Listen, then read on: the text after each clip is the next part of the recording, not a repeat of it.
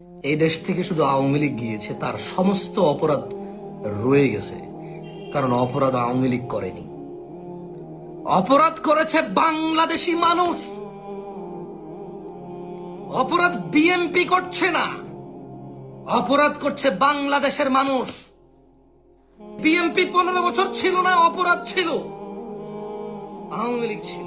এই আওয়ামী লীগ চলে গিয়েছে, অপরাধ রয়ে গেছে।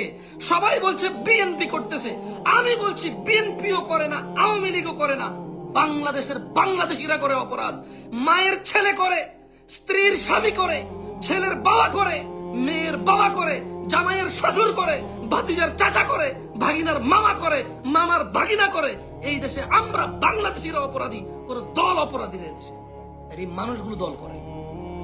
এই অপরাধী মানুষগুলো কেউ আওয়ামী লীগ করে, কেউ বিএনপি করে, কেউ জাতীয় পার্টি করবে, কেউ এনসিপি করবে, কেউ ওই নাগরিক পার্টি, নতুন করে একটা পার্টি হয়েছে এটা করবে। বাংলাদেশের মানুষ করবে এই পার্টিগুলা। এরপর দোষ দেবে বিএনপি, দোষ দেবে আওয়ামী লীগ, দোষ দেবে এনসিপি, দোষ দেবে জাতীয় পার্টি, দোষ দেবে জামাত ইসলাম, দোষ দেবে হেফাজত ইসলাম।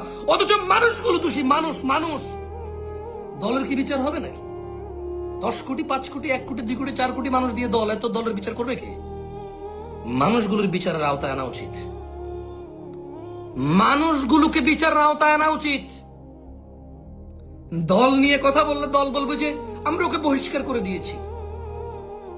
বিএনপির মধ্যে এরকম লোক হইতে পারে না, জামাত ইসলামের মধ্যে এরকম লোক সহ্য করতে পারি না, আওয়ামী লীগের মধ্যে এমন লোক আমরা পছন্দ করি না, আমরা তাকে দল থেকে বহিষ্কার করেছি বহু আগে। ব্যাস, দল বেঁচে গেল, দল বেঁচে গেল। পুলিশ করলে পুলিশ বলবে আমরা তোকে বরখাস্ত করেছি, আর্মি করলে আর্মি আমরা তোকে বরখাস্ত করেছি। জামশেদ মজুমদারের মতো কোন মাদ্রাসায় চাকরি করে যদি হুজুর করে কোনো অন্যায়, মাদ্রাসা বলবে আমরা তো ওনাকে চাকরিচ্যুত করেছি, বহিষ্কার করে দিয়েছি, আপনারা যা বিচার করেন।